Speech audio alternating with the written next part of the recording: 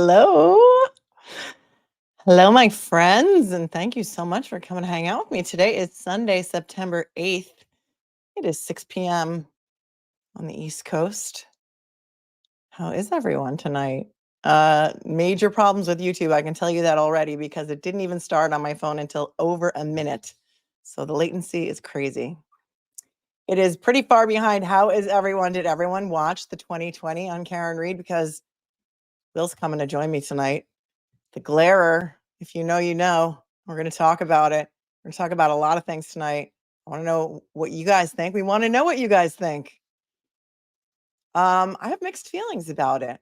We'll get to it when Will gets here. He's feeding Clubber, so figured I'd start on time and see what you guys are all up to. Everybody watching football today? My Buffs really blew it last night. It was embarrassing to watch. I don't even know if I can do this anymore, but they were creamed by Nebraska. And it was a spanking, and it was embarrassing, and it was, I couldn't even, at the end of the game, I couldn't even watch it. It's kind of like this 2020. I sort of checked out during the second hour. It kind of really lost my interest. And then it just kind of ended. And there was nothing, I don't know, I feel like if you watched the 2020 and you didn't know anything about the Karen Reed case, you might still have left 2020 not knowing much or anything about the Karen Reed case. I don't know. Thank you. Thank you for the compliments, everyone. I think my video is inverted, right?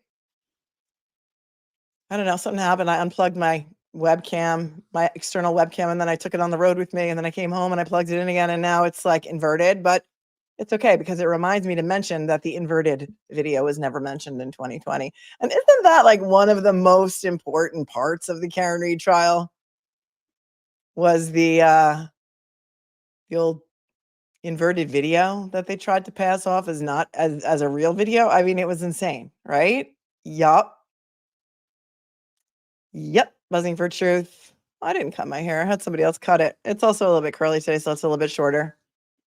But sometimes a girl just needs a change, right? There's nothing like nothing like a haircut or getting your hair recolored that can make you feel better as a woman. I don't know. Shallow, yes, but yeah, it's just, isn't the live sign backwards? That's how I can tell. I have to mirror it on my webcam, and then StreamYard, I mirror it again, and there used to be a way where I could do it where it would still, I don't know. James can go on all day about the 2020. A couple of articles in the Boston Herald. I don't know if you guys saw them, but I have them for you. Reviewing the 2020. We can take a look at those as well. Mary says, certainly the most shocking and entertaining. And I thought 2020 was meant to entertain, but I guess not. I thought it was fluff. Thanks, Charlie Lynn, for gifting a membership. Oh my gosh, Kat Randall gifting 5 memberships. Thank you so much. And to all of you who were just gifted them. Welcome. I see Hey Faye was gifted. Kat Randall was gifted by herself. Look at that. Justin, hippie chick. Nice. Harry Watson. Awesome. He's back. Well, give me the thumbs up when you're ready. He's doing some, I don't know what. I can't really, surprise him and put him on camera when he's not ready. Let me know when you're ready. Dun, dun, dun. As I present to you my new friend and one of your favorites. Viewer discretion advised. Everybody welcome Will the Glarer. Ta-da! Hey. Hi. How's it going? How's it going with you? Oh, man. Good to sit down. You've been running around all day too? Yeah. It's been a day. It's been a busy day. But a beautiful day. I know. A beautiful day. Yeah. It was it's fall didn't waste any time here. It's just. Right. We went from super hot to now it's sweater weather. Yeah. Remember sweater weather on Saturday Night Live? It's sweater weather. I mean, I wouldn't call it sweater weather here in Tennessee, but it's it's not sweltering and bearable, Yeah. It's nice. But it's nice here. And it reminds me of, I lived in New York during September 2001. And that fateful day that's coming up on an anniversary, it was the most beautiful weather ever. And every time it's September and it's a beautiful day like that, it reminds me of the beautiful, beautiful weather that we had. It was a nice day that day. Yeah. We will never forget. So anyways, I guess I got a couple Boston Herald articles here about the 2020. Maybe we can give our opinions first, and then we can look to see what the Boston Herald had to say. I don't know if you've seen them. For a lot of people, it's behind a paywall. I have not. I got sources, I got sources for that. I've been on and off Twitter all day, but I haven't seen anything really. I don't do the Twitter. So, tell me your thoughts on this. Did you watch it? You watched the 2020, I presume. Yeah. Right. Yeah. So, and I think you did already rant about it, but hey, we're here for it again. So let's rant again. And, don't hold back. Tell us what you think. How'd you feel? How are you feeling now? I thought it was just a smear job. I thought it was at the very least just lazy. Yeah. Because there were so many developments that they didn't go over at all. And basically the way that I explained it in a nutshell, what I took out of it was, okay, Alan Jackson is a great lawyer and a showman. And Adam Lally is just no match for him. So that's why we lost. That's why Karen Reed didn't lose in the courtroom. And all of us are just a bunch of blind, idiotic turtle boy, followers who don't follow the case. Mm-hmm. So they gave absolutely no validation as to why we support Karen Reed and why we think that she's innocent. There was, I could take all night going over the stuff that they could have gone over and they didn't. Right. The inverted video, for one. I mean, how about like some of the most shocking parts of the trial? Yeah, they put a little clip of Proctor in there looking like a jerk. Not enough. That's such low-hanging fruit, though. Mm-hmm, right. And the Jen McCabe thing, the How Long Design Cold thing. But like, what about all the other stuff? Right. What about the taillight? What about the jury? Yep. And what happened after the mistrial was called? What about the ARCA experts? Mm-hmm. What about the fact that Michael Morrissey is currently under federal investigation? What about Sandra Birchmore? Yep. Her name wasn't even mentioned. Nope. So 2020, do better. Most of it, yeah. Minnie says it was lazy. They used old footage. Most of it was old, because I looked this up, because I was like, okay, I've seen her in that dress before. I've seen this before. So that original Nightline interview aired in August of 2023. Most of the footage was from that interview. It was the same guy interviewing her. Then they had a little bit of footage from her when she was in the hotel. And I went back and watched it again today. And it said that this was filmed a few days before the trial started. So they must have had a lot more footage that was new. They just didn't use it. Who knows what ended up on the cutting room floor? They picked like the weakest parts of probably everything that Karen said during that most recent interview, which would have been right before the trial started, about her sleeves being tailored and stuff like that. And it was just like, okay. I thought it humanized her a bit. I loved the way that she seemed really genuine. Her tears about the nephew and her tears about her mom and how her mom always compliments her. And I thought that was a positive for her. The problem with that, though, Melanie, is that they show that, but it's meaningless when everything else is a picture painting that she's guilty. So what happens is when they show her being human, you see her as being human. I see her as being human. Everybody here in the chat sees her as being human, but everybody who thinks she's guilty is going to twist those things like I've been seeing on Twitter. Good job getting off of there, by the way. You can tell me what you saw, what you think, what they're doing. They just twist it. Like there's this frozen shot of Karen Reed looking up, trying to remember something, and it makes her look totally psychotic, and they like screenshot this and paused it, and they're like, look at the diabolical psychosis of this woman. And you're like, dude, I mean, no matter what she does, because of how the rest of that was portrayed, no matter what she were to say and looking human to us, they're going to find something. Oh my God, she cried talking about her mom, but she didn't cry when she was describing trying to keep John warm, blah, blah, blah. This is the shit that I've been seeing. Right. Sorry for my language, but that's all right. We're going to put like a little disclaimer up there. It's like, it's after dark. So, it's sort of like, viewer discretion. You can, whatever. It is what it is. But that's what they do, right? That's what they do Right. to us too. You know, they'll take the most unflattering picture they can find and they'll put it up there and they'll be like, oh, you know, look at this like crazy person. Well, you don't have a mugshot. I have a mugshot. Oh, you do? Oh yeah. Yeah. They Yeah, love to post that. They love posting that. oh, they got But Karen's too, and they posted hers but too. even, I mean, I've seen worse mugshots than mine. So I'm like, okay, yeah. I've always been very open about the fact that I've been arrested before, you know. I've never tried to hide that. But they twist why I was arrested and lie about it and blah blah blah. Yeah, So, they'll come for you. They'll come but for you I, if they don't like what you're talking about. And so right, people have tried to shut us up. I mean, let's right. call that what it is. You know, had the nicest headshot of ever headshot. I'm calling it a headshot because it looked like a headshot, mugshot. Justin Timberlake was recently arrested out here on Long Island in the Hamptons for drunk Oh driving. man, He's got the nicest headshot I've ever seen because the Sag Harbor Police Department has like a ring light and like really nice lighting just in case anybody famous gets arrested. Justin brought sexy back and just kept it, like, Yeah, and like held on to it. Like it's crazy. you can't deny this. Like even his mugshot looks good. It's amazing. Did you Yeah, see it? Yeah, because it's good. yeah, I of course. mean, And how I could you mean, not? the people made such a big deal about that, and it's just like, come on, okay. Like I saw the footage of him driving by some really, you know, and I was like, okay, so what am I looking at here? Yeah, I didn't see him He do anything didn't, wrong. right. Patty Paralegal says the only reason she puts on mascara is in case of a mugshot. I love that. The American Hotel where he was pulled over is known for cops hanging out outside, waiting for people to come out. I think they were tipped off that he was coming out, you know, but he had a martini. And then, of course, the headline was Justin Timberlake had a drink that was all alcohol. I'm like, well, yeah, all that's what a all martini alcohol. is. So he just went That's what a into martini is. well, or they make it sound like he just whirled it up into like a Rite Aid and bought a bottle of fucking isopropyl. You know what I mean? Like We don't have, you can't buy liquor pure at Rite alcohol. Aid It's here. pure alcohol. You can buy liquor at Rite Aid?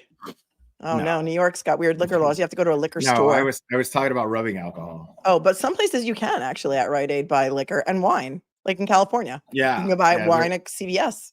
There are pharmacies where you can buy. I mean, it used to be just the standard. I mean, Yeah. you know, like, hey, go down the street and get me some of that elixir, meaning whiskey. Right. That's how it used to be. Yeah. 2020 showed no one except Alan Jackson speaking on behalf of Karen. Yeah. So can we talk about that? So first of all, David Yannetti got no love, and I was very upset by that. None. No love at all. And I know that his mom and his sister Tanis, Queen Tanis, watch my show. So if you guys are out there, Mrs. Yannetti, you did an amazing job raising an amazing son. And Tanis, you are my queen. And the fact that he got no love on that, like they didn't even mention his name, was odd. I thought that Alan Jackson did a good interview or two, or however many that he did. Pure sensationalism. And you know what's really funny about that is, and I'm sorry to interrupt you, but I gotta go with this thought. Pure sensationalism, but they dropped the ball. They failed at the sensationalism because if they were actually going for real sensationalism, they could have put out all of these things that we talked about earlier that they didn't go over. That would have made this case way more interesting to follow on 2020, but they failed. And so the only people that they showed that were speaking out for Karen was her attorney, AJ, smooth as butter, and Always. Karen herself. And they didn't interview, they didn't have her parents. And you and I have both met her parents. And are they not the nicest people? The nicest. Did you see my live stream about the sleeves? No. Nobody. Okay, so About the sleeves? No, when was it? Was it Friday night? Okay, so I was exhausted. I had to go to sleep. Were you on? It was like at midnight, right? No, I talked about it a couple of live streams back, a few, like maybe as soon as the trailer for the 2020 dropped. Yeah. Right. So you see that footage, you see that piece where Karen is talking about her sleeves, and she's like, I just got the suit tailored because my mother's pet peeve is long sleeves that are too long. Right. Mm-hmm. Dude. So I wish I could show you the picture actually. Maybe I could text it to you. Yeah, can you find it? Or you can share your screen. Hold on. Here we go. People said it was hilarious. Great sleeve story. Listen, everybody needs a good tailor. Okay. Is there anything wrong with having a good tailor? Yeah. Like this totally happened.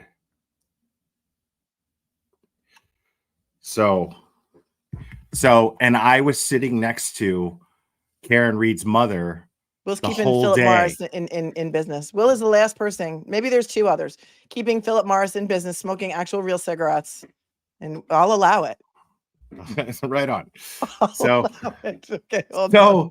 I'm gonna put the picture up. Hold on, let me find it. In my lazy efforts to look good, I sat next to Karen Reed's mom the whole day in court, directly next to her, and she was awesome.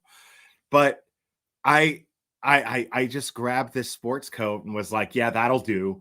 And then and so I show up thinking I'm looking so sharp. And I was actually self-conscious about this the whole day. I was self-conscious about the fact that my sleeves were too long on this jacket. But I was too lazy and not caring enough to do anything about it.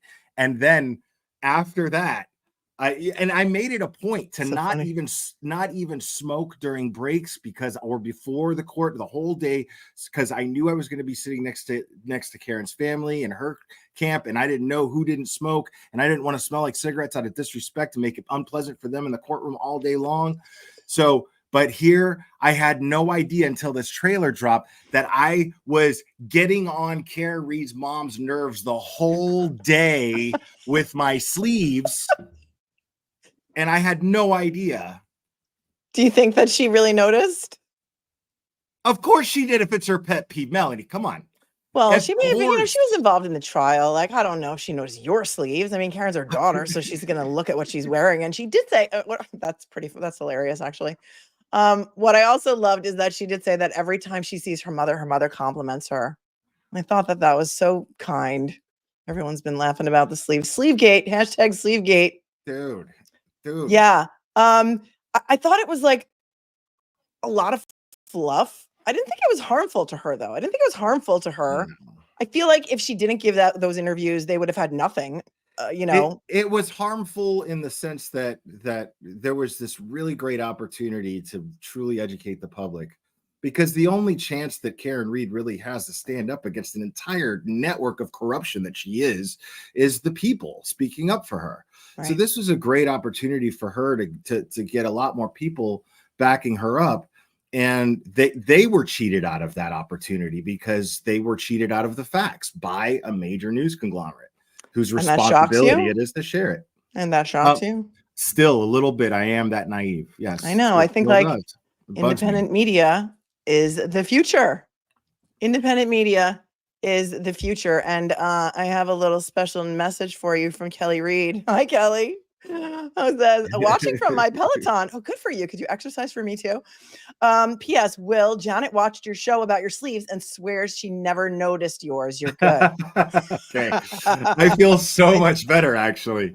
You have no idea. The second that I was that self-conscious about it, Melanie, and the second that trailer dropped and I saw it, I was mortified. I was like, of all the things, I was so confident about my appearance, except for that one thing. And for Karen Reed on 2020 of all things to point out the fact that this is her mother's pet peeve, her mother being the person who I respected and loved interacting with more than anybody when I visited there, because she was just funny and cool and sweet and just genuine, right? Yeah. Authentic. Constantly pleasant. Yeah.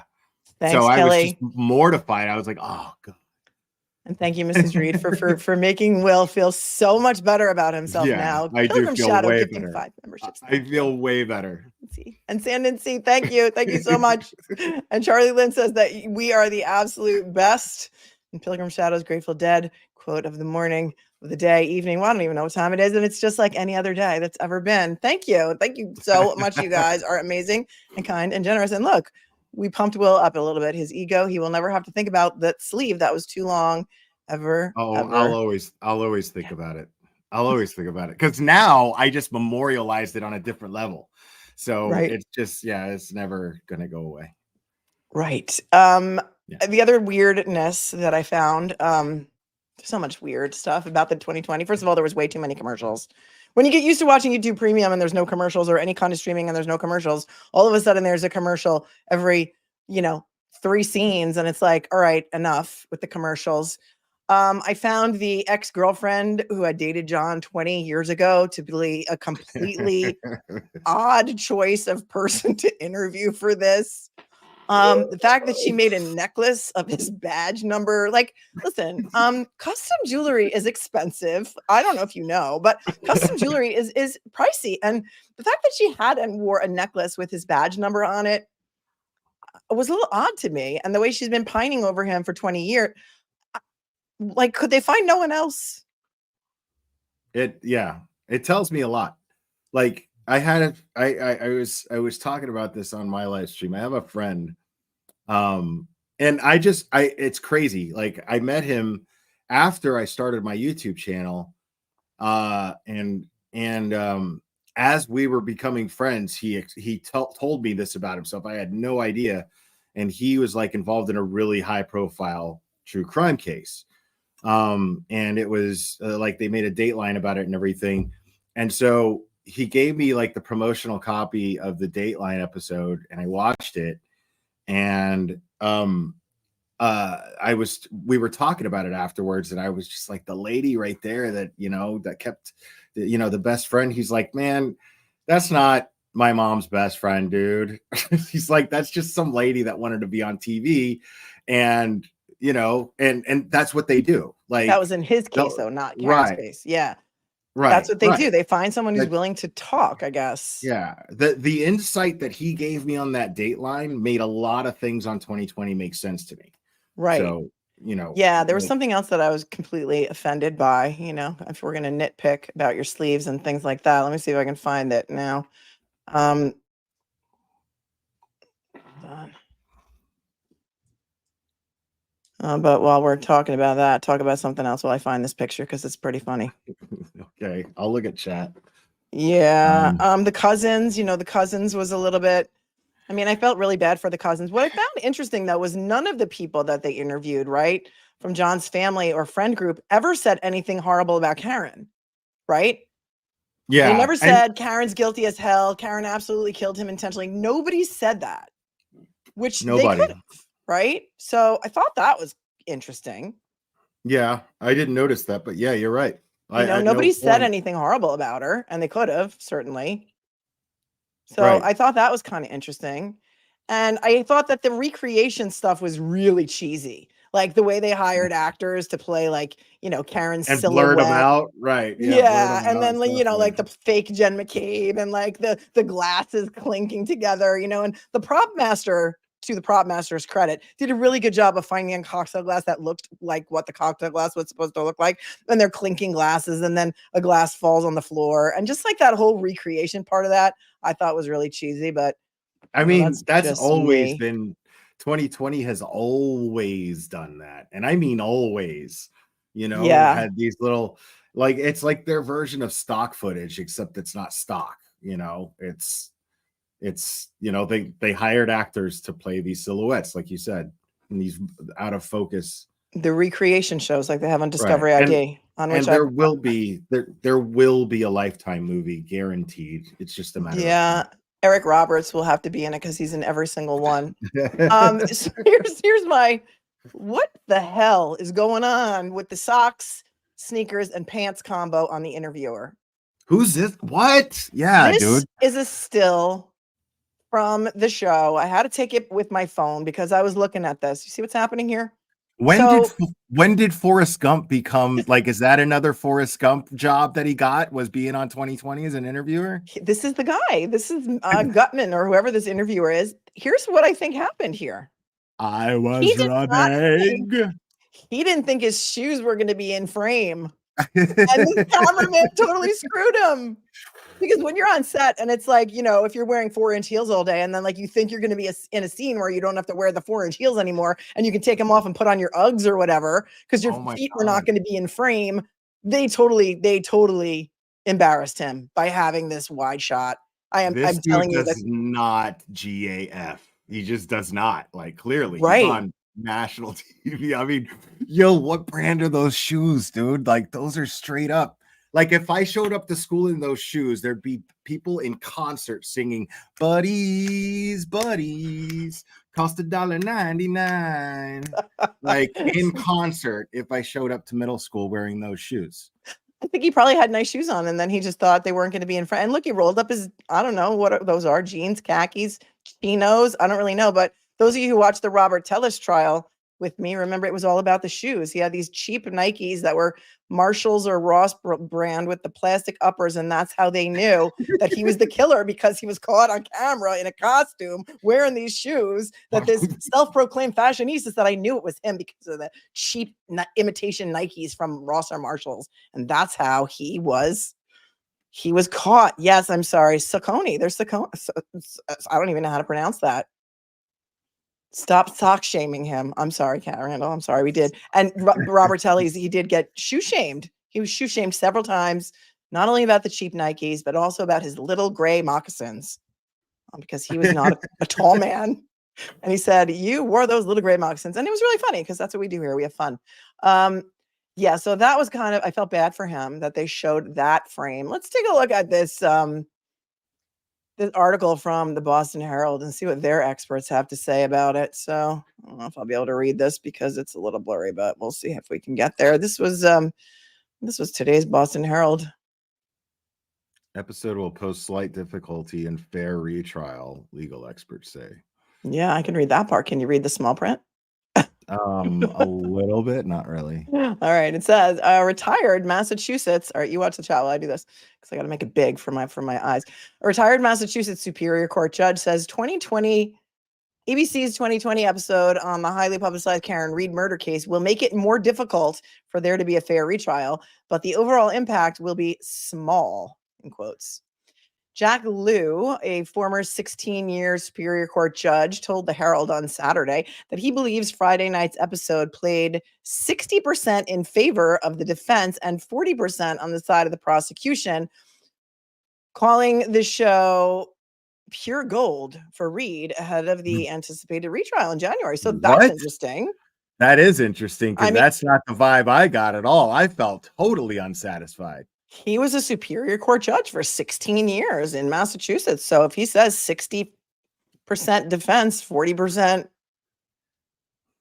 prosecution, I kind of like it. So which one does Howie Carr write for? Boston Globe or Boston Herald? I think it's Herald, right? I think it's the Herald, yeah. I'm not sure. Maybe some of you guys might. And then he says, though the case is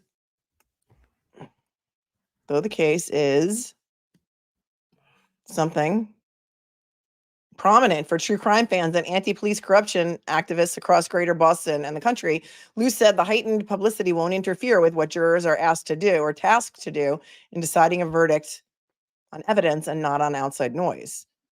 Quote, I've seen it hundreds of times that jurors are inspired by the process to do this very difficult, really high-level group decision-making that I can guarantee are in good faith, Liu said. That good faith, inspiration, and team ethic helps them overcome the things they hear outside of the courtroom. Well, we're going to have to talk about Turtle Boy's interview with the juror, because I don't know about that exactly. Yeah. He says that show will have a small impact, he added, of the 2020 episode. It will make it more difficult to get a fair trial, but it will mean just a little more work. It's a rare case where you cannot get a fair trial. They do happen, but this is not one of them. And then it said Friday's Karen Reed, The Perfect Storm special, included interviews with Reed from throughout the trial and beyond, and those with John O'Keefe's family and close friends. Well, that's not really accurate, because it was like a year before the trial, and then it was right before the trial, so not beyond. Prosecutors allege Reed, 44, struck O'Keefe, her Boston police officer boyfriend of 2 years, with her SUV following a drunken argument, and left him to die in a late January 2022 snowstorm in Canton. O'Keefe died at the age of 46.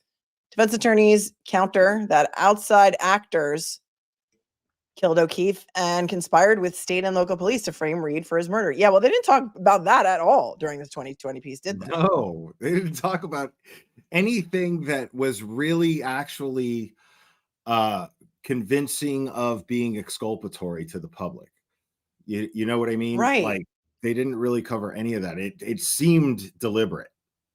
It did. It did. And that's what I think, for like, feel like, when you know so much about the case, it's so hard to like step away from it and then just try and watch that as someone who doesn't know anything about the case. Right. So I Right. think that when you look, if you watch that and you didn't know anything about the case, you might have walked away still not knowing anything about the case. It's more infuriating because, like, I imagine being somebody who doesn't know anything about the case, watching that for the first time, and then, knowing what I know, I'm like, that's, man, whoever watched this and hasn't followed this case, who counts on 2020 to inform them, should feel cheated if they learn the details of this case. They should feel cheated. And do you think people are going to walk away from this going, oh, well, she did it because she admitted that she had 4 drinks and she felt buzzed? I'll leave this up in case anybody wants to screenshot it and come back to it later. But he seems to think this did not hurt her chance at a fair trial at all, and it's not going to taint the jury pool or anything. But what do you think about her getting a fair trial? Is she ever going to get a fair trial unless the feds step in and start arresting some other people? Like, I don't know. What do you think would go wrong with it this time around? I mean, her case is only going to get better, and the prosecution's case is only going to get worse. That's what I think. Is what I think. Right?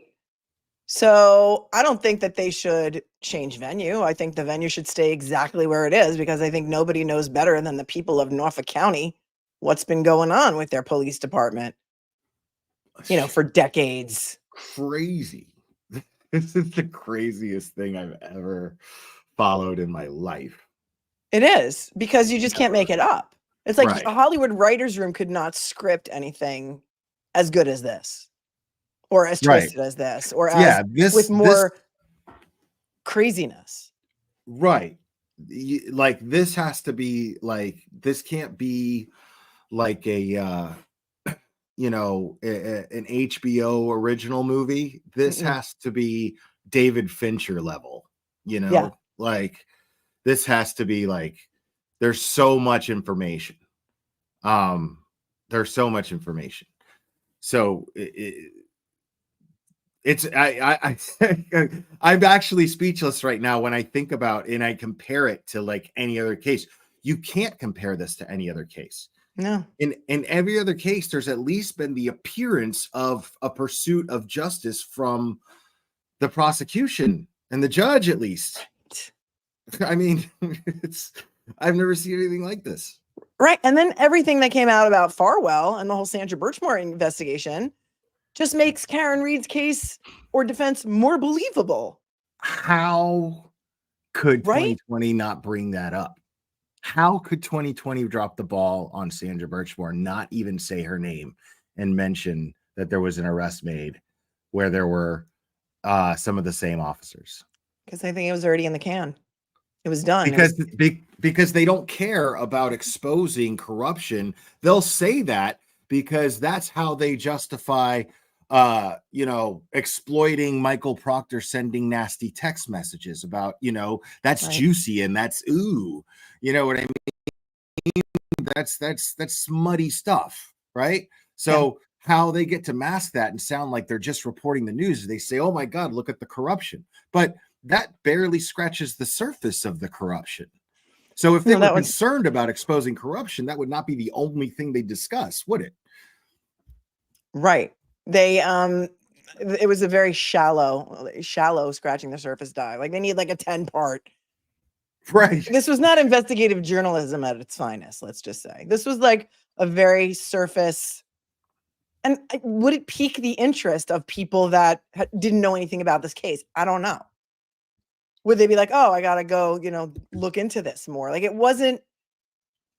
didn't give justice, or not. I mean, maybe that's the wrong word, but it didn't give any sort of information really about what her defense was and why they pursued that third-party culprit defense, and all of the other things that came out that were wonky and insane during the trial.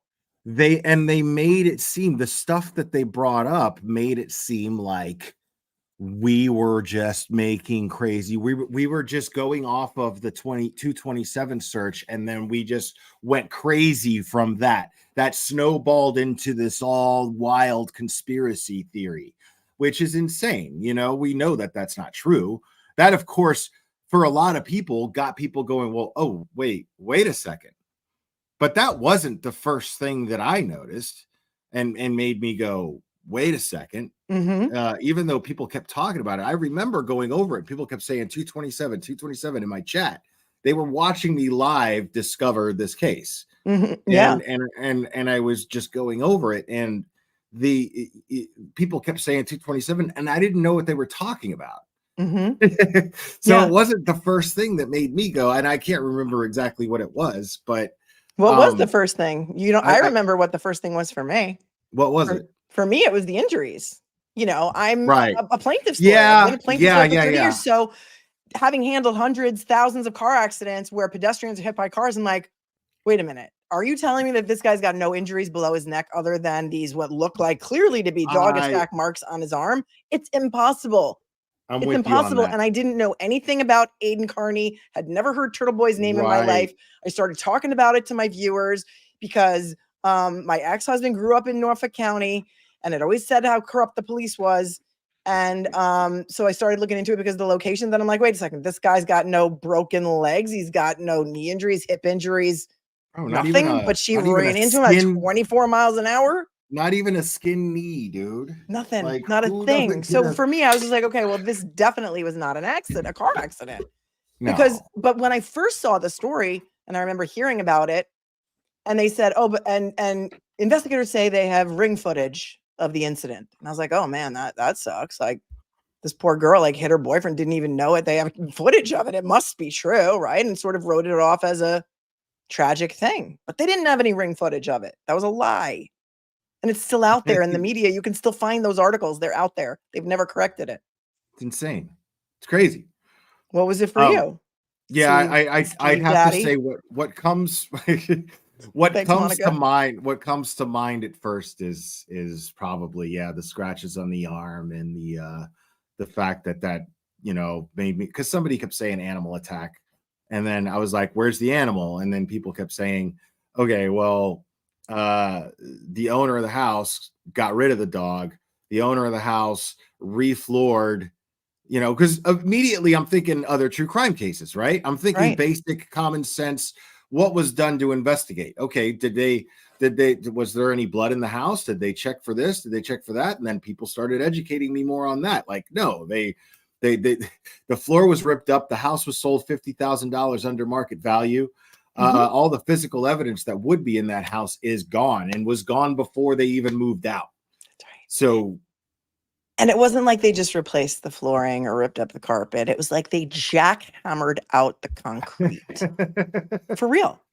Right. Like, and then I'm on court TV with whose name I do not allow. You're not allowed to say. It's like Beetlejuice. I can't say. JC, we just call it, and it's not Jesus Christ, said, well, they had to rip up their floor because they had a plumbing problem and they had a flood and it was an insurance claim. I'm like, how does she know all this? This was back in January. Right.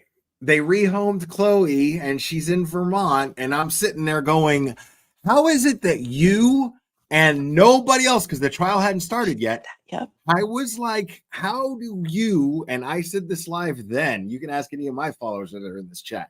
I said this live then. How is it that you have this information and nobody else, literally nobody else has this information? I think she was hanging out with Nicole Albert, because when Nicole Albert mentioned it at the trial, that was a bombshell, right? All of a sudden, Nicole Albert's asked about the dog. She's like, well, I know where she is. She confirmed what JC I went to meet the person halfway. I went to meet her. I know who has the dog, and I told the prosecution about it, just in case it would ever be needed for anything else. It referred to the dog as it. Right. I mean, I couldn't help it, and then it was if Nicole Albert would have got up there and said something completely different than what JC said, I wouldn't have thought anything about it. I would have been like, oh, well, there goes that theory. But she basically confirmed to me that she was in contact with these people. That she had all that information all the way back then. And this was in January. Absolutely a mouthpiece for the McAlberts. 100% a mouthpiece for the McAlbert. And I mean, paid, I don't know. But what could be the motive behind getting a former law enforcement agent to to dismiss all the principles of law enforcement when evaluating this case. Well, remember when that email leaked from the DA's office or from the PR person who said, check this woman out. She's got a huge Twitter following. Like there's some leaked emails about her from the inside people that maybe they wanted her on their team. I have no idea. But also, how do you have one opinion about Karen Reed's case and then have a completely different opinion about Farwell and Birchmore? And say, and it's like, if anybody's covering up, what happened to Sandra Birchmore, they should all hang and they should all, be burned in the town square. But wait a second. Are we forgetting that it's like all the same people that are involved here and the same police departments and the same DA's office? Like, you can't use it as a shield and a sword.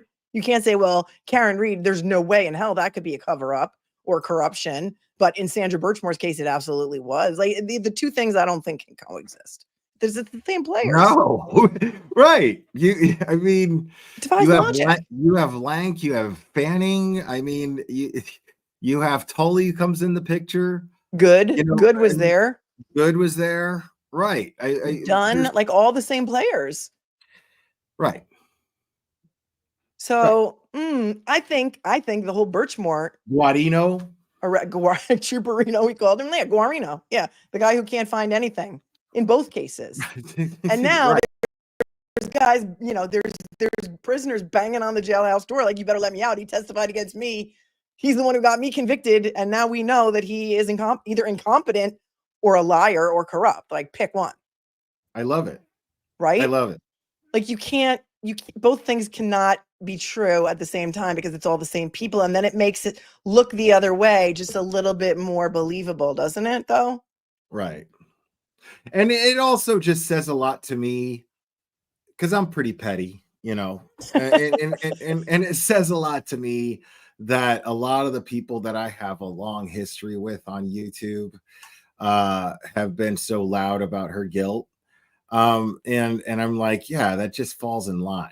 You know what I mean? Like, you people, like, I've been calling you out for years for spreading misinformation. So why wouldn't you, take this stance? It just makes perfect sense. So, and it's so funny because, we're the grifters because we're the ones speaking out about, possible innocence and cover up and framing. And we're the grifters because, quite frankly, nobody else was talking about it. Listen, there were very few people talking about it. There was you and a couple of others. I can only speak for myself, and I owe nobody, nor do you, any explanation whatsoever. I'll try to get through this without cursing, but no. Well, you know what? I have a sponsor. We can show up my commercial, and then it doesn't matter to say whatever you want. Just guys, if you ever had your headphones out and your kids in the room, just be forewarned. But this whole thing. This whole grifting thing, listen, we're YouTubers, man. And I can only speak for myself. I'm here to entertain people. I am grateful that people find me being passionate about something and talking about it because I'm so passionate about it, entertaining. So I'm grateful for the fact that people support me as well as they do. I'm so grateful for that. But make no mistake, grifting requires work. I have to cater to what you're right. I don't do that. I'm the worst YouTuber ever because I don't manage myself at all. So I have nothing but just gratitude. But make no mistake, I don't claim to be an expert about anything. I don't, I'm not an attorney, I'm just a guy like anybody else here. And I'm doing the same thing verbally that people are doing in my chat, and people like it. And I'm grateful for that. And that's all. That's right. That's all there is to it. Caroline says every YouTuber has a place in the movement, and it has become a movement. And it's really about people who are standing out there for justice. Like innocent people should not be thrown in jail and convicted because a bunch of people have decided to protect each other, perhaps, maybe. Crystal Pond, thank you for the 5 gifted memberships. You're so very kind and generous. The Thunder Road Queen says, please tell me why the jury couldn't know about FBI involvement. Well, That was one of the motions in Lemonade, or Lemonade, as the closed captions call them, that, the prosecution wanted to exclude any mention of the FBI involvement. And that was Judge Cannoni's decision to not allow it. Although she did say, if it comes up, oh no, it was the harassment, the witness harassment. If it comes up organically, you can talk about it. But it was, the judgment call was it would be more prejudicial than probative. But prejudicial to who? The Commonwealth. And isn't this about the defendant getting a fair trial, not the Commonwealth? Right. I mean, you just said it in a much better way than I would have. I would have just, because it feels like this is just common sense. Like that information's a little important. No, I don't think it takes a lawyer to realize that the district attorney is under investigation, and in the investigation, since we're claiming a third party culprit defense, I think it's pretty exculpatory to include the fact that the FBI conducted their own independent investigation into John's death because they questioned the investigation as to why we're here. That's right. So I don't get how that could, like, the whole time I was baffled. I was like, that seems like a no-brainer. Why would Judge Cannoni rule against that? And that's why. If we're here to that's the only answer. Because if we're here in the interest of justice, how does justice dictate that she cannot share information with a jury that could absolutely exonerate her? Because are we here for justice, or are we here for a conviction? Right. That's when you start looking at it that way, it's like, okay, like, why did Michael Marcy feel the need to come out and give that, or do that whole, like, what I call a hostage video in his conference room that he pre-recorded in front of no media at all? Totally. It wasn't even a presser. It was a hostage video. It looked like someone was off camera holding a weapon at his head, and he had a script in front of him. And it was like, blink if you're in trouble, dude. He's like, Michael Proctor never went to 34th Avenue on the day of the accident. Colin Albert was never in the house. Like, that was a hostage video, and that is being used. It needs to stop. It needs to stop. It needs to stop. That's a really good one. One thing that I did love that they did on 2020 was play the there's the man passed out in the snow. And one of my kids was in the room with me as they try to take an interest in what I do for a living. And I was like, listen, you heard that, right? There's a man passed out in the snow. I said, that what you just heard was a 911 call from a woman whose dear friend of 10 years is lying dead in a snowbank. And my daughter's like, what? She doesn't even sound like shocked, or she wasn't in shock or horror, nothing. It was the man passed out in the snow. Can you get here? And so that's so interesting, because let's talk about now, for those of you who don't know, who are living under the proverbial rock, perhaps, Turtle Boy conducted a 1-hour interview with a new juror, not one of the ones who already came out to the defense or the the prosecution, who we don't even know when those people emailed Adam Lally, because he never said. But this juror was one of the 3 who changed his vote to guilty, then went back to not guilty. He's an EMT, and he was more than willing to speak with Aidan Carney about what happened in the jury room. And one of the most interesting things was about the ARCA guys, the crash daddies, as we called them.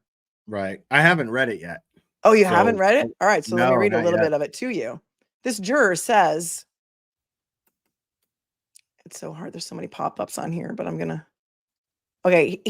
Aidan asks him or her, and we don't know if it's him or her, who was the most convincing witness for the defense? And he said, he or she said, the most convincing witnesses were the ARCA guys because they were strong in their delivery and presentation. And then Aidan said, but the ARCA guys were unequivocal that John's injuries didn't come from a motor vehicle collision. Clearly, those who voted guilty did not find them convincing. What went wrong? And the juror says, the group in general felt that the defense was trying to derail us with them, the ARCA guys. A lot of people were saying guilty because these individuals came in and gave us this information, but they couldn't say who was sponsoring them, whether it was an insurance company or, no offense, was it yourself, meaning Turtle Boy. Right. They thought that maybe Turtle Boy hired the ARCA guys. Wow. I would have never saw that coming.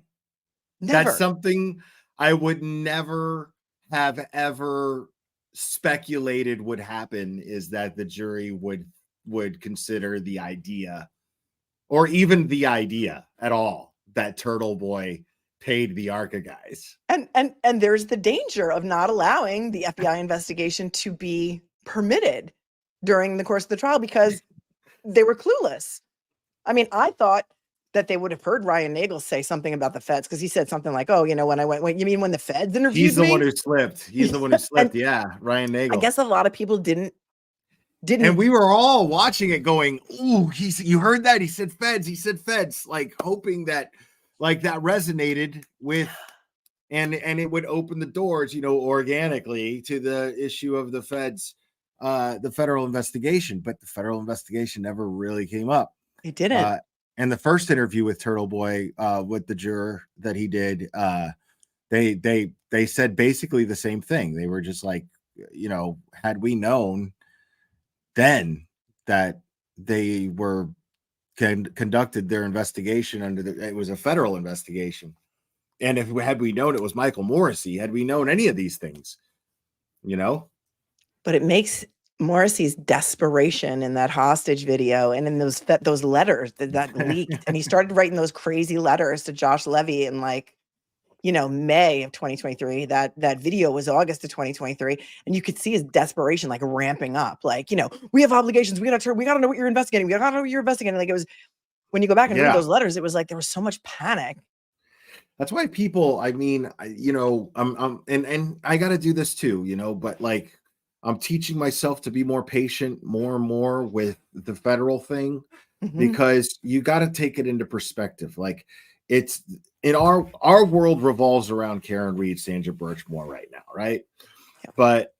But the thing is if Josh Levy is investigating Michael Morrissey's office, think of the cases that they have to conduct the same type of investigations that they did with the ARCA experts in Karen Reed's case. Think of how many other cases there are in order to build a solid case against Michael Morrissey in order to indict him. That's going to take a lot of time, a lot of resources. And I don't think that Josh Levy is screwing around. So yeah, if he's the target, right? Or is it like the MSP as a whole?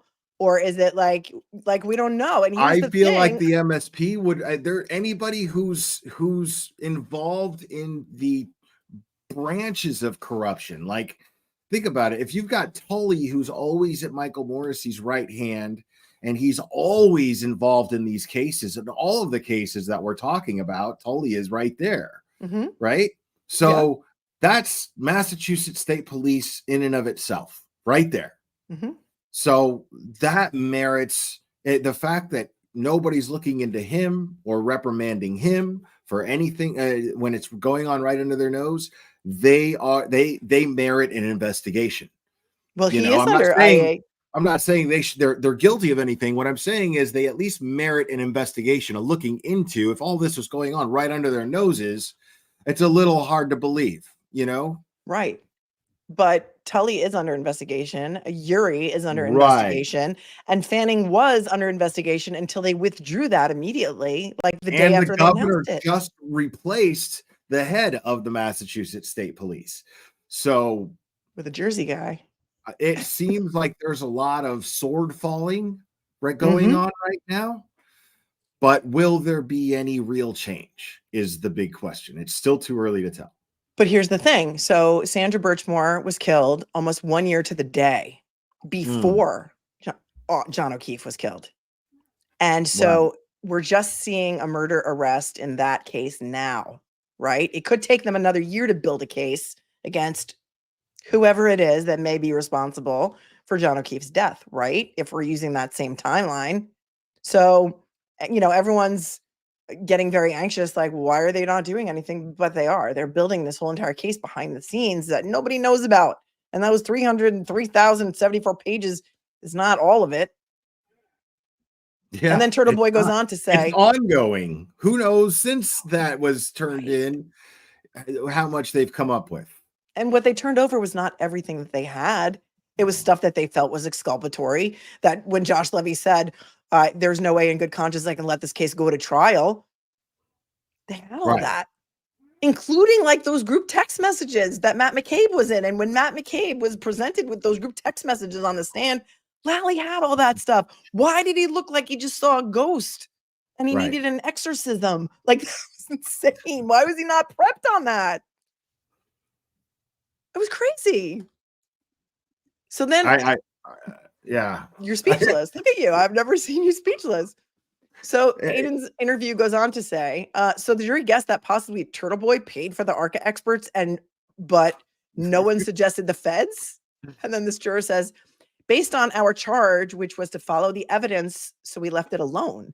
So because of that factor, we didn't know who sponsored them because the defense utilized them, but the prosecution did not. So it was confusing on whether or not they were there to derail us. And some of the jurors felt strongly about that. I felt that there must be some truth in why they're trying to present this information and why the judge wouldn't even allow them to testify if it weren't credible. Just the fact that Bev didn't even want to hear the jurors out who made this insanely unprecedented effort to come forward and explain what happened. The fact that they felt so overwhelmed with the need to do that, to me, speaks volumes of the presence of right and wrong and how overwhelming it was to some people's conscience.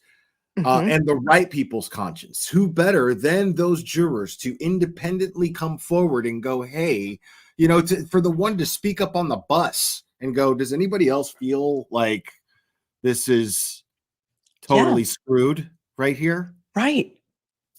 So to me, that's so commendable. And I find it just reprehensible and confusing that Bev wouldn't hear them out. Oh, yeah. Well, I mean, are we looking for the truth or are we looking for a conviction? That's what it goes right back down to. And really, like, you know, is this about the Constitution or is this about your crazy, confusing jury instructions? Listen, I've been a practicing attorney for over 30 years and I was confused by those instructions. Okay. These people on the jury, although the foreman seemed really, really intelligent because those notes were written by like a scholar, clearly, they cannot be expected to know and understand those confusing as hell fakakta instructions. She was like, okay, I'm going to give you a copy of these instructions to bring back in the room with you. But hey, I'm also going to tell you some stuff. And whatever I tell you is going to overrule whatever is on those papers. So, you know. Yeah. Like my lowbrow ass, while she was giving the instructions, was so bored that I was like hitting sound bites and it was boring. It was boring. I couldn't help it. I was like, dude, Jesus, lady. And I fell for it because maybe that's what she wanted to do, was just, you know. Yeah. Or they were just like tuning out. Like I was tuning out during the second hour of that 2020. I'm like, this is just boring. There's some discrepancy that she slipped in there that we wouldn't notice because she bored the hell out of us so we wouldn't pay attention. And here I am, like, with, you know, little C-word gifts that I'm right. And everybody's mind was wandering. Here's another thing. I can't believe you haven't read this. Good. This is so good because I'm getting a real reaction out of you. He asked the juror,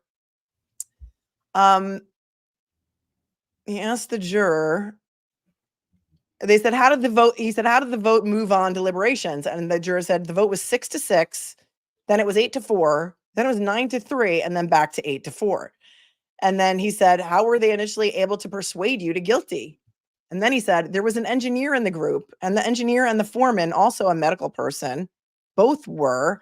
And they said, let's look solely at the evidence and also look at the idea that perhaps it could have been, and this is conjecture. So that's why I went back. And then when I changed quickly on the second day of deliberations, the question was, did it seem like the car backing up caused enough idea that John was perceived that he fell backwards? And he fell backwards because he perceived a threat. And engineering wise, that kind of made sense why there was no impact. But if there was no impact, then she didn't hit him with her car, right? I mean, you don't have to be like an engineer to figure that out.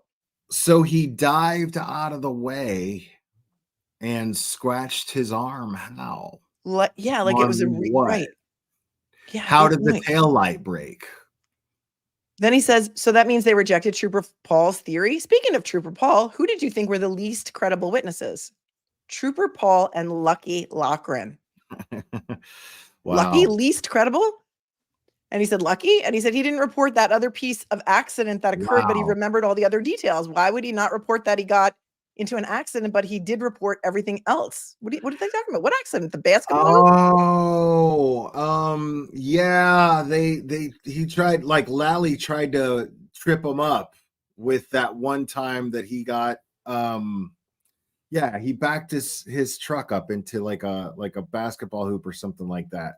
I Right. can't remember exactly. Like that was the first time and the last time I heard about it. Yeah. And was it like the During the same trial. night? But can you believe that they were No, hanging on no, that? I don't think it was the same night.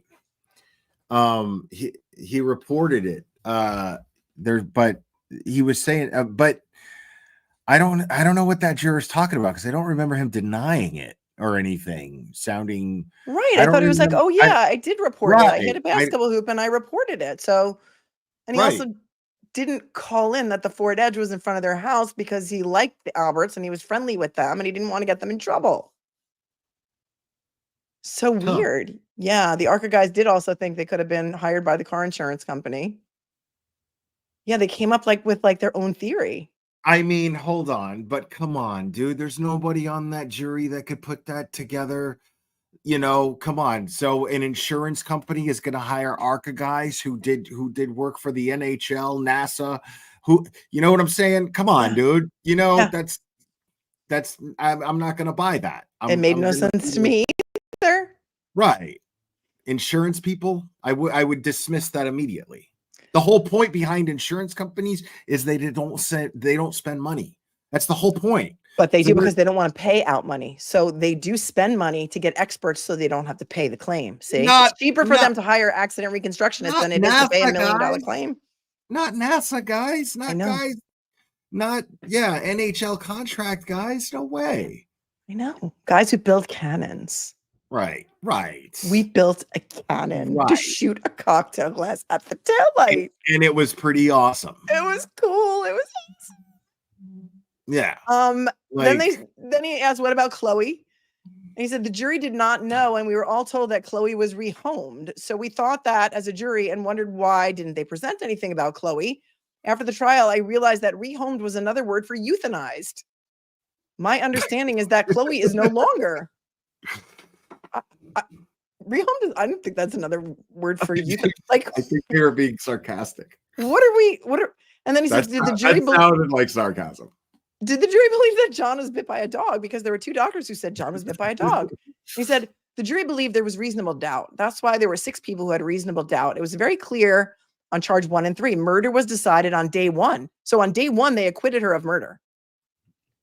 She did not have an intent to murder. No. Dude, there's nothing about this case that the prosecution considers to be evidence that can't have like 100 holes poked through it. You know what I mean? It's not, there's nothing solid in this case. There's literally nothing solid against Karen Reed in this case. Nothing that makes me go, ooh, I just can't get past that. Not one thing. What, not even her admissions? No. Her confessions? I hit him. The credibility means that to me, like the credibility of those saying it means nothing. What about the pieces of taillight embedded in her shirt? Because come on, 3 weeks. It's 3 weeks before it's logged into evidence. Wait, weren't the clothes in the same bag? The whole point of logging something into evidence is to memorialize it, to make sure that when you present it to a jury knows that it hasn't been tainted. When there's 3 weeks between a time a picture is taken, when it's laying in a pile in a hospital, and then it's logged into evidence, and then I just got to take your word, and the best thing that you come up with on the stand is that it was out on some paper just drying out in the evidence room in a pile, all wet. Yeah. So I'm supposed to feel comfortable with that. Well, they were on butcher paper, which explains to me, I think, why there was pig DNA or whatever. Because knowing that they used the Solo cups that were probably used during a beer pong game, and the Stop and Shop bag that somebody's brought groceries home in, the butcher paper was probably used, and it was probably used to like wrap up like ribs or like pork chops from the butcher, and that's why there was like pork DNA or pig DNA on the clothing. That makes perfect sense to me. Yeah. Ridiculous. Kenneth, thanks for the 5. Please show if the butt dials are not legit, you must acquit. Dude, yeah, thank you. You sent that twice. Thank you. I was getting to you, Kenneth. But thanks for the extra 5. 100% unquestionable. If the butt dials are legit, you must acquit. R.I.P. Johnny C. Free Karen Reed. And that was the thing too. You know, it was like everybody's all about justice for John O'Keefe, and everybody is. Everybody on both sides of this ridiculous tennis match is about justice for John O'Keefe. Agreed. Well, Thanks, I question a lot of the people who are very public about saying that they want justice for John O'Keefe.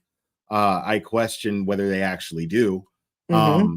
So no, I know they're not NASA guys. I'm saying NASA has used those guys. I think something. The NHL definitely did. The NHL did. I know that.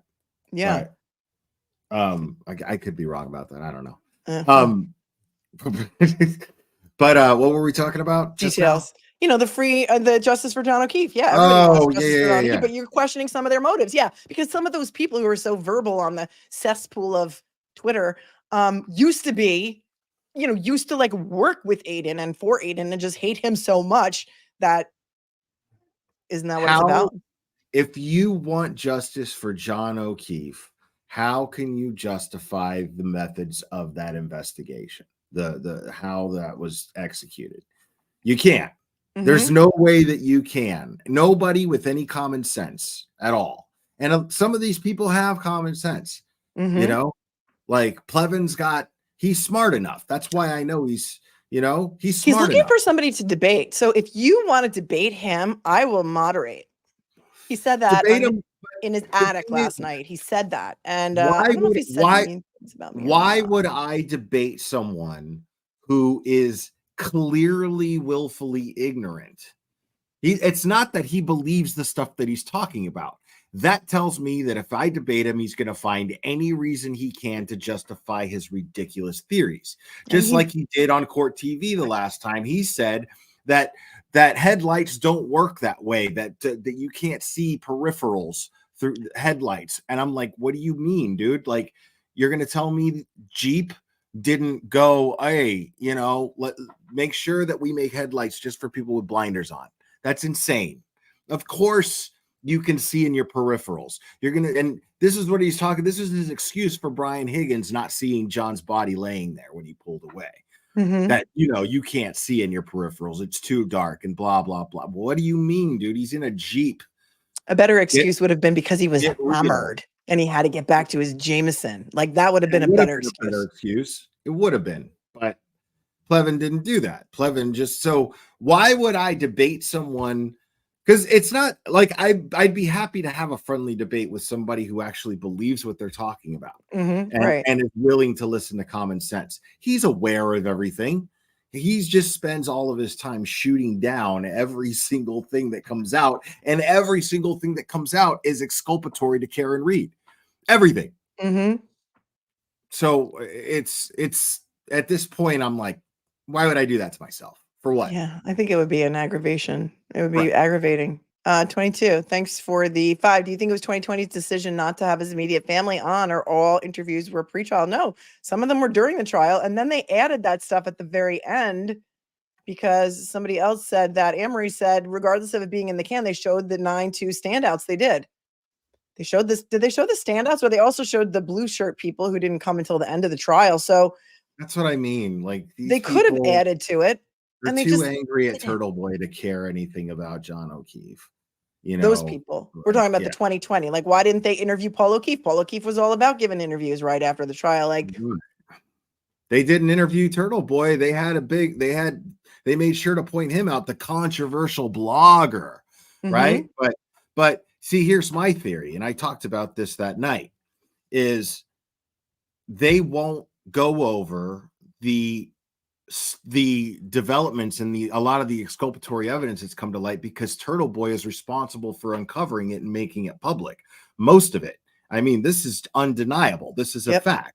You like them or not, that's just the truth. So they would have to credit him in some way. And basically the motive there is make him out to be just some guy on the internet, right? Minimize him to just be some guy on the internet, the controversial blogger, and everybody's just blindly going, yeah, right? Mhm. But if they have to credit him if they go over a lot of the stuff, and they don't want to do that because they're afraid of creating competition for themselves inadvertently. What happens is you get a whole bunch of wannabe turtle boys going out there and doing their own independent investigating, and that is competition to mainstream media, and that scares the hell out of them. That's a great point. I never thought of it that way. They did credit him. Credit him for what? Somewhat. I think he was kind of happy about the coverage, wasn't he? I Of think, him. I mean, I'm sure I would have been happy to see myself on 2020 regardless of the light, you know. Better than not, Sure. crediting him for anything at all. But What is a journalist? What makes somebody a journalist? Like, what, is that some golden title where you have to be like knighted and somebody like comes at you with a fairy wand and says, you are now a journalist? Like, just because you don't publish for a mainstream media paper does not mean that you're not a journalist. Like, that's why Right. Massachusetts laws are so ridiculous. Everyone's a journalist. Technically, I'm a journalist, even though I don't consider myself one, but technically I am. So are you. Yeah, we're reporting on stuff. Right. We're just not beholden to anybody. We don't have a boss. So right. We are thank you, Joseph technically, Keene. by definition, independent journalists. I am documenting my opinions and thoughts on something by talking about it on a live stream.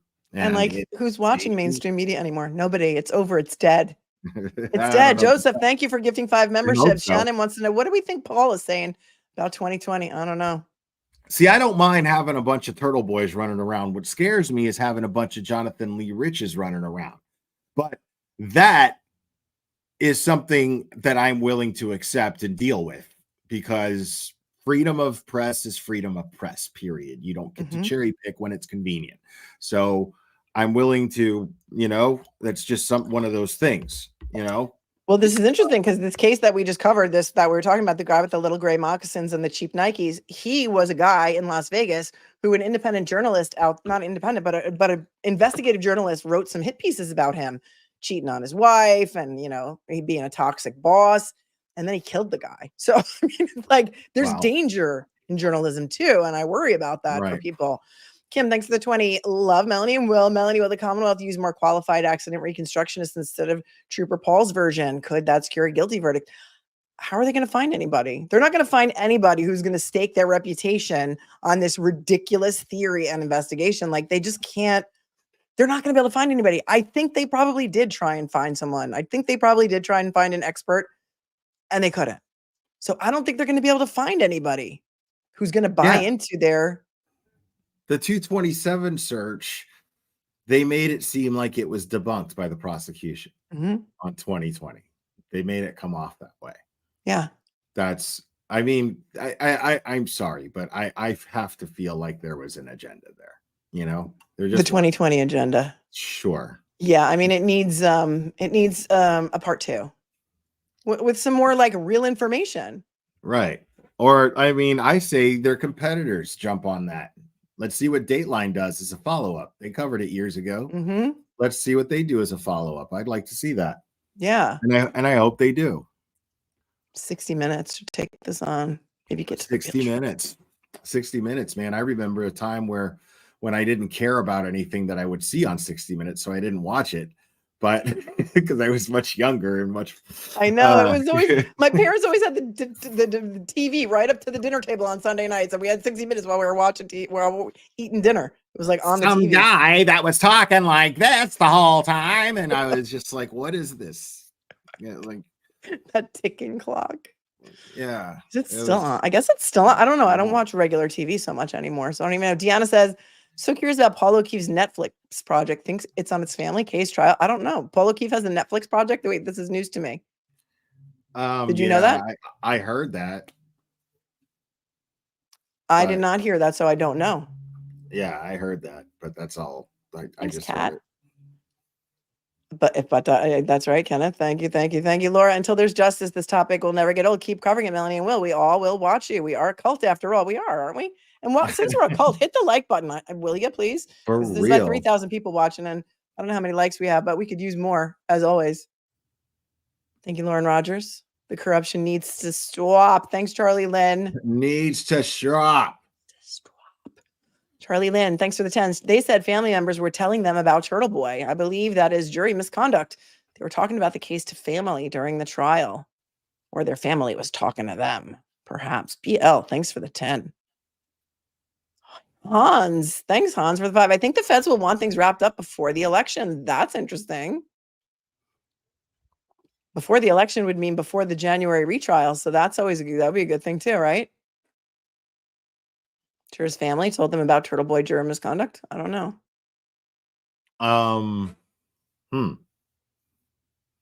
Maybe that was in Turtle Boys. We didn't read the whole interview. Lawyer's daughter, thanks for the 5. The foreman didn't let jurors ask about a split verdict. Some wanted to ask, but the foreman insisted they had to be unanimous on all charges. That is right. That is part of this interview. I'm going to go to the source now. If you guys want to look this up yourselves and read the whole thing, it's tbdailynews.com. Yeah. And he just hit 100,000 subs last night, man, which is awesome. Oh, good for him. On YouTube. I wonder if they will send him the plaque. Isn't that what everybody wants, the plaque? Yeah, I heard him talking about it for a minute there, and he was talking about how he's not sure because he's been suspended. And I don't know if they give. He heard that there was I've never heard it, but that they don't give you a plaque if you've been suspended or something like that. But I hope he gets the plaque. I hope so too. I hope he can appeal his monetization. I think he deserves it. 100%. Yeah, did they take him off monetization forever? He has no monetization ever? Yeah, apparently a long time ago. He hasn't been monetized. I mean, he still, does what he needs to do with Cash App and, other means, but still at the same time, feels like somebody who draws that many people should have a chance at, you would think, right? Partnership with YouTube. Yeah. I mean, it's discriminatory. A lot of what YouTube does is arbitrary and capricious and discriminatory, if you ask me. Right. So here was the question. It was, there were reports of bullying in the deliberation room. Do you feel the foreman was bullying? And this juror said he was given the charge as being the foreman, and therefore we believe that he was the leader and knew what he was talking about. The letters to the judge regarding how we were going back were well written. I don't know if it would have changed things if we had asked that question about consensus on 2 of the accounts. And then it says, so 2 of the jurors wanted to reach out to the judge and asked her if you could acquit on 2 charges and hang on a 3rd. And the foreman said no. And the juror said yes. He said it needs to be 100% of the charges with a unanimous verdict. And then he said, well, so why didn't you reach out to the judge? And the juror said, because only the foreman is allowed to reach out to the judge. The foreman is the only one who can write the notes. And it was only 2 of us who wanted to reach out. But since the foreman didn't, it was 10-2 that they agreed that we had to be unanimous and no note was passed to the judge. So there you have it. Wow. Kelly Cal, I didn't expect them to guess feds. It's a pretty unbelievable thing to happen, just to be fair to them. I don't get anything else they thought, though. I know. Same. Blame the jury form and blame Bedford structure. Yep. Yeah. It's bizarre. I mean, she's going to be retried. Like she's totally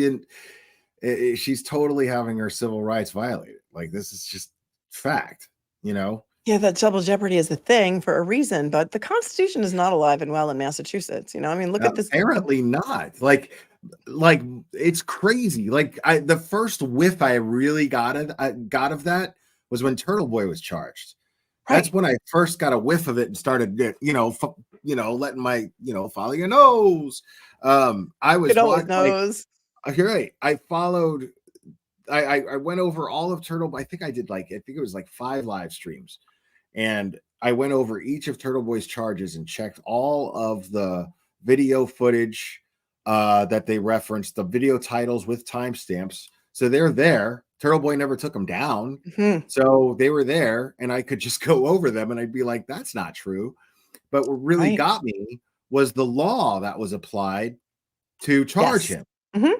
That's what got me. Yeah. I Their was witness like, intimidation statute, for those of you who don't know, their witness intimidation statute provides that if you just like hurt a witness's feelings, basically, you can be charged with witness intimidation, right. which is kind of ridiculous, And you you know, because can't we have pick this it. thing called free speech and stuff.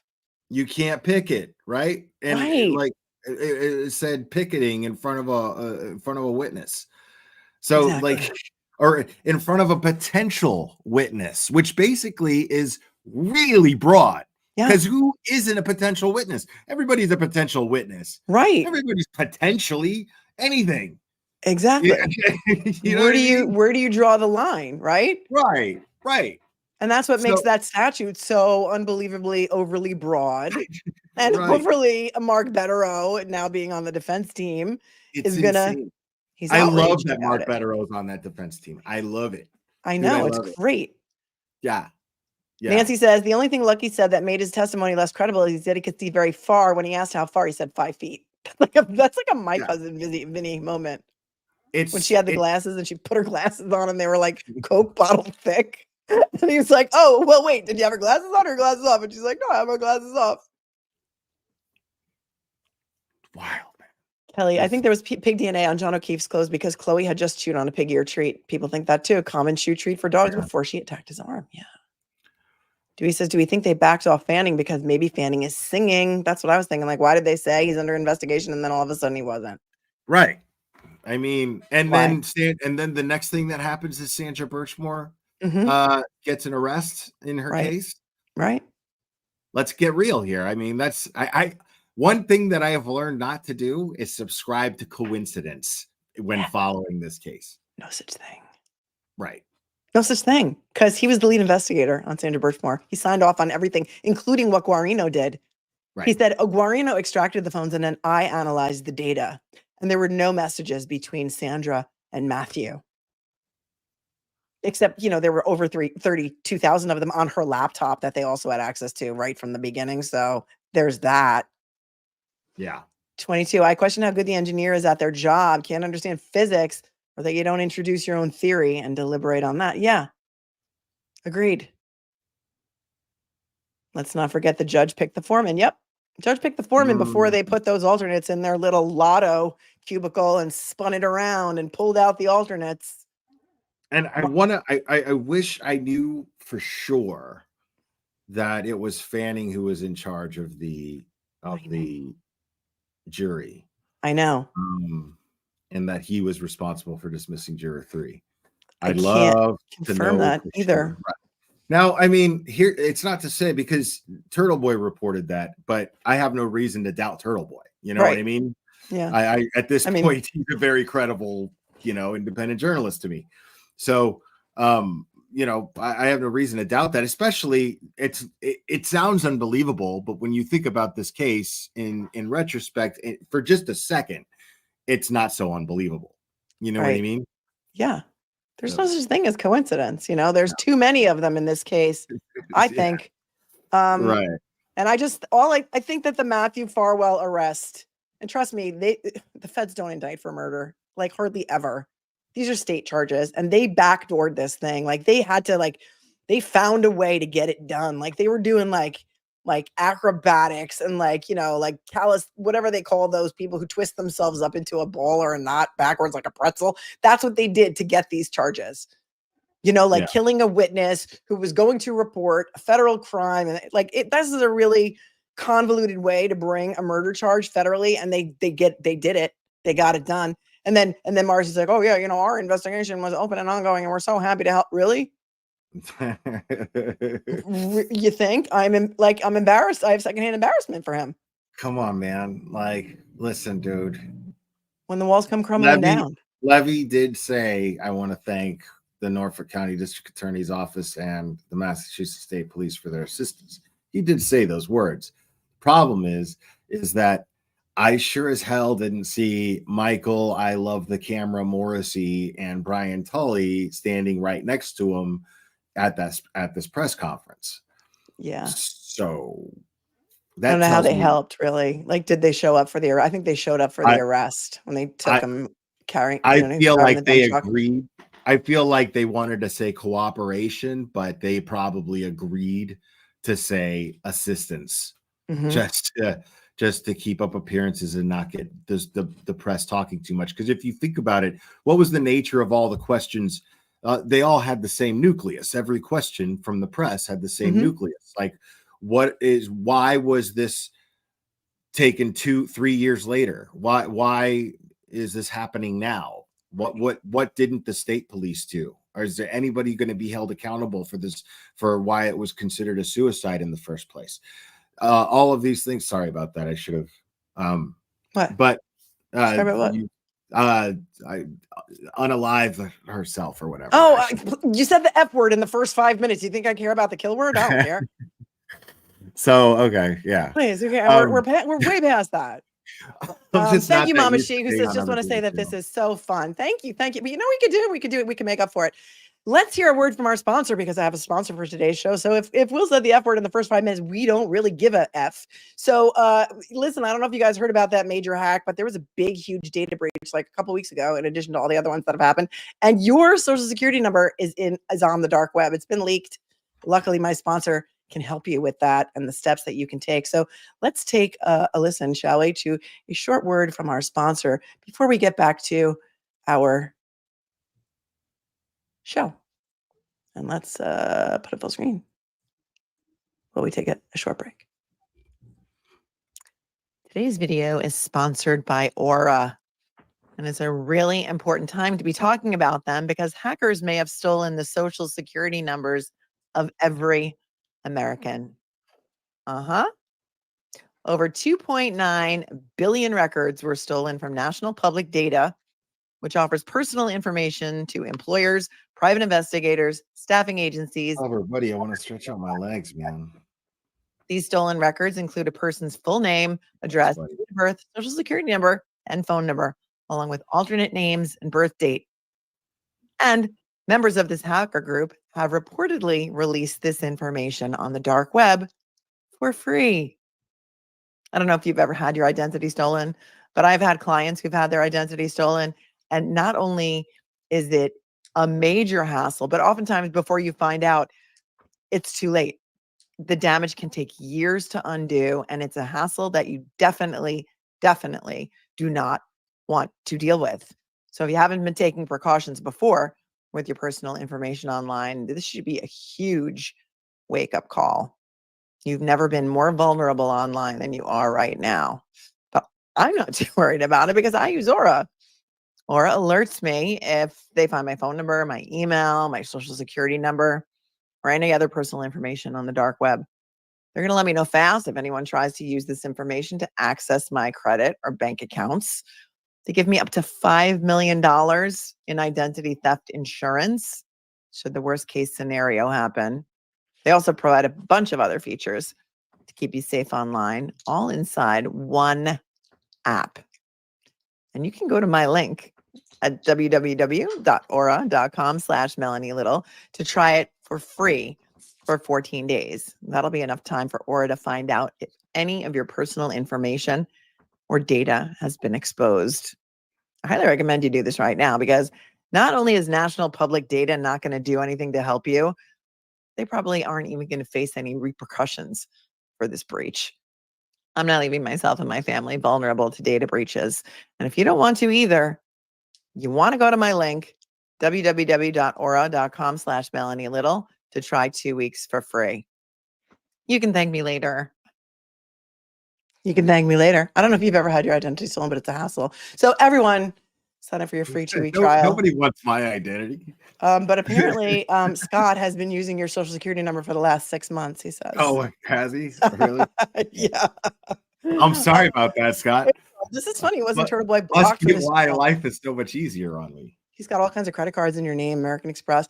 No, Turtle Boy was never blocked from this channel. I don't know why that rumor is out there. YouTube has been blocking him from lots of things, but never this channel. My mods can attest to that. And he's actually been in this chat several times. So he was not. Stretch them legs. You were like, I got to stretch my legs. And you should have stood up. You had like a good 2.5 minutes there. No, Clever is he's always like right next to me. Always. And I love that. But like I want to like stretch my feet out under underneath here, and he's right at my feet and makes it impossible to do that. But he'll How old is also, he? he's a little over a year. Come December, I would have had him a year. And how much does he weigh? Can you pick him up so we can see him, or is he too heavy? Oh my God, You're dude. gonna hurt your legs. Not What kind of even. dog? He's a Pit bull. I'm gonna say pit bull. he's half pit bull, half Shar-Pei, half and half. Oh, very wrinkly. Is he Yeah, wrinkly? he's got I've the never seen him. wrinkly on the forehead, right? Yeah, yeah. Galen is like, well, Melanie, what do you think of the video Will showed on his channel 3 days ago on the taillight housing missing from a Canton police car? Oh yeah. When was that taken? Because it was October 2020, October 2022. So it was after Yeah. John O'Keefe's death. But the same month that a report was rewritten and refiled, which is like unethical, illegal. But yeah, there's yeah. So, but it's the same month that they did that. But yeah, that footage was October 2022. That's I mean, what do you think? You think I don't, what do you make of it? I mean, it's again, it goes back to the word coincidence. You know, do I think that it's a coincidence that the son of the at the time chief of police of Canton just happened by 34 Fairview and found a piece of taillight, and then his son pulls up to the courthouse in a vehicle with the entire housing of the taillight missing on the same side as Karen's SUV? And the maker of this video, the guy Mass Accountability is what his channel name is. He confirmed to me both on Twitter and in comments that the tail light housing was in the window. He filmed the window because it was a Canton squad car. It was a Canton squad SUV. And the tail light housing, he can confirm that the tail light housing, all the red pieces were missing. So what's the theory? They practiced on that car before they no, there's the theory is and I, you know, Microdots and Olivia Niles wheels are turning on this now. Because and Olivia Nile was talking about this in my chat where she was saying that there were 3 pieces of the tail light that didn't fit. That didn't fit the reconstruction of Karen's tail light. And so there had to be another source for those pieces of tail light, right? Right. So the idea is to investigate and find out if that could be the source of those pieces of tail light. And it was a Canton PD cruiser? It was a Canton PD cruiser, and Kenny Berkowitz's son was driving it. Is he a police officer? And it had an expired inspection sticker on it. Well, you can't pass inspection with a shattered taillight.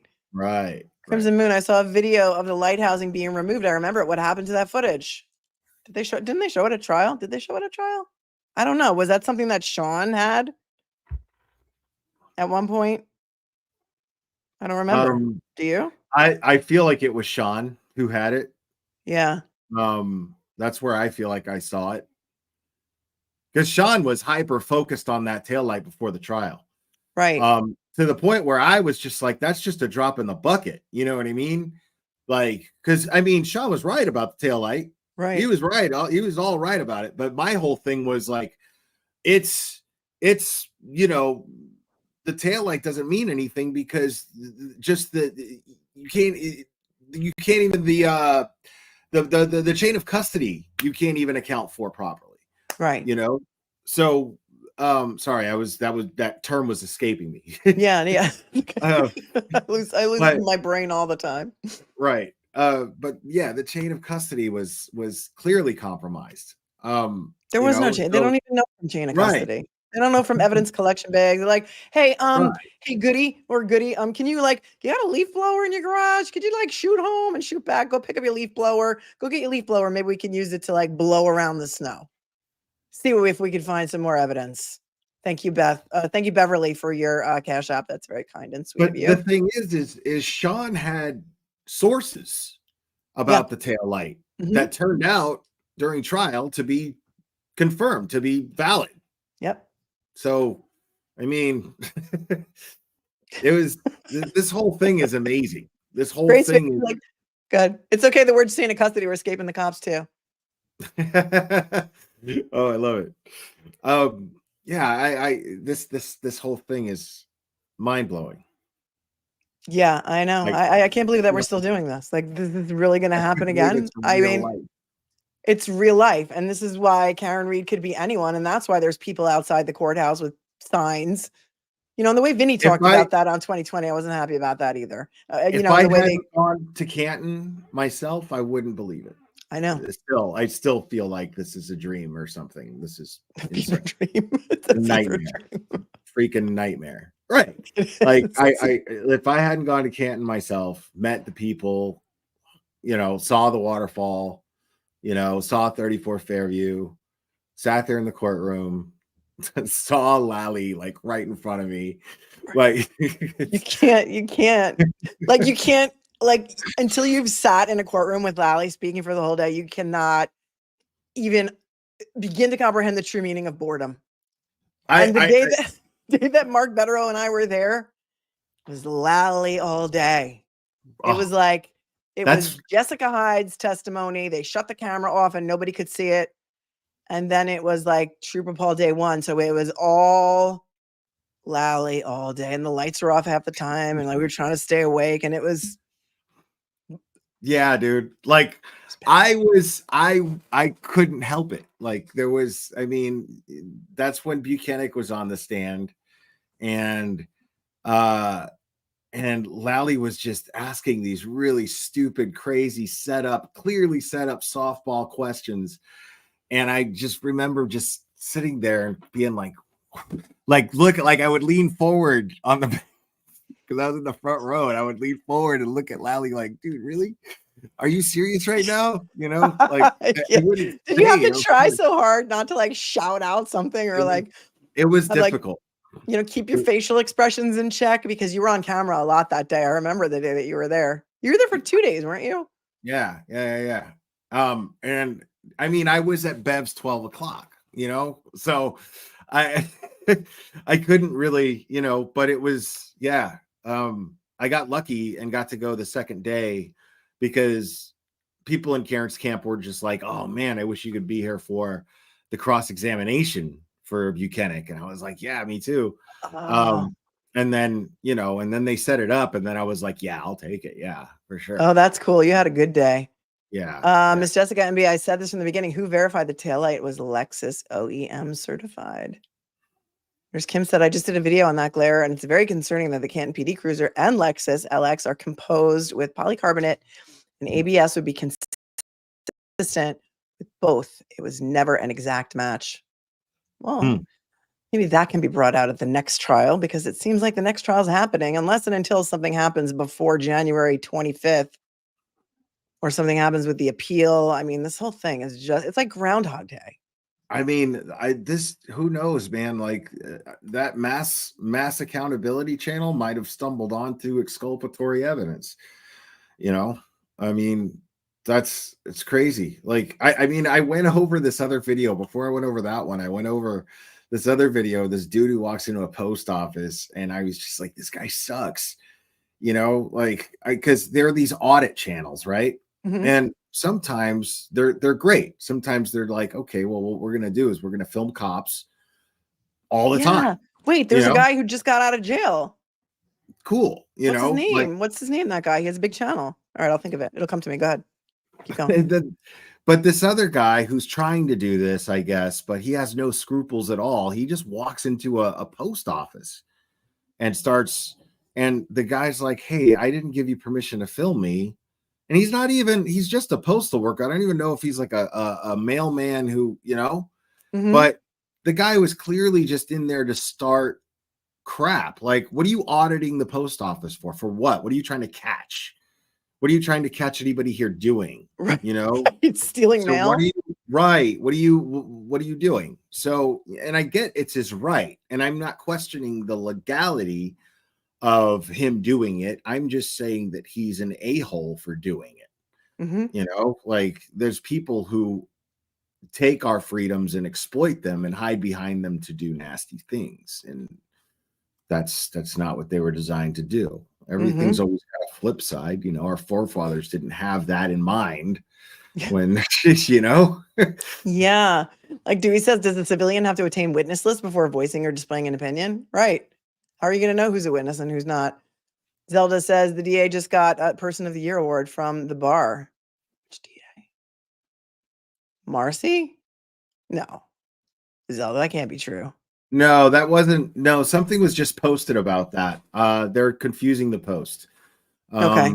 Yeah, somebody just posted that, you know, but what it says is that he got the Person of the Year award shortly after John O'Keefe's death. The post clearly says this. That Marcy did? Yeah. Yeah. But he didn't just get it. No. Oh, that's crazy. Charlie then says, I mean, they said they thought Turtle Boy paid the crash daddies because they spoke to a family member about him and told the group it is just wrong. There's more misconduct, maybe. AKA the cat lady, thanks for the 5. The defense should use your channels for polls to find out what we think needs to be brought up if it goes in January. That's a great point. And you know, I mean, every trial that I've covered, you know that both sides are watching YouTube channels to find out what the average juror, AKA the chat, is saying. They read your comments, they read your chat. In the Maya Kowalski case that I handled out of Florida, the defense, and that was a civil case, and they were hit with like a $260 million verdict. The defense, both of our channels are being watched by both sides. Yeah. The defense pulled like their legal theories out of Reddit, for real, like off a Reddit thread. It was crazy. It was crazy. All right. I'm not feeling that great tonight. So I think we should wrap. But do you have anything to say in your final thoughts? I'm gonna give you the full screen while I pull away for a second. Not on the spot. I don't know. No, all right. You don't have to. I don't have to put you on the spot. No, I don't. This was fun. I wish I was feeling better because it would be more fun if I was feeling better. But I'm gonna redirect all of you guys over to Young Jerks because Mark Betterow was over there, and I know you love Mark. Oh, and right it'll be like a cupcake and glare invasion. So why don't you guys? I'll redirect you as soon as I hit stop on this. Just you have to hit the like button for me, or I'm going to turn off the air conditioning.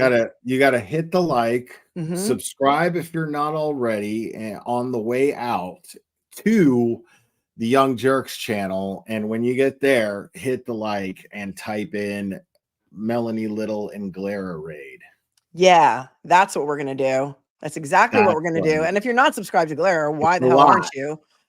Why the hell aren't you? Number one. Really? Because who doesn't like to hear, you know, a guy who's easy to look at rant for 3 hours or 4 hours at a time because it's hilarious. There are many days when I've been like in a really crappy mood, and then I'll just put your show on and you'll just make me laugh through the whole day, and I'll just be like, that is what I needed. Now, fair warning, this is me on my best behavior on Melanie Little's channel because Melanie Little has rules. Okay, it's not rules. It's just like I don't have those kind of rules over on my channel. So if you have delicate sensibilities, it is not recommended. If you have virgin ears, you might not want to go over there. But you say it like censor myself ever. You say what you think, except when I'm on somebody's channel who I respect. So. Oh, he respects me. Thank you. We're subscribed to all the things. Yeah. All right, everyone. Be cool, be kind, be classy. We're going to see you real soon. Get over to Young Jerks and tell them we sent you. Thanks, guys. Peace out. You guys, thanks for having me. Hang on one sec.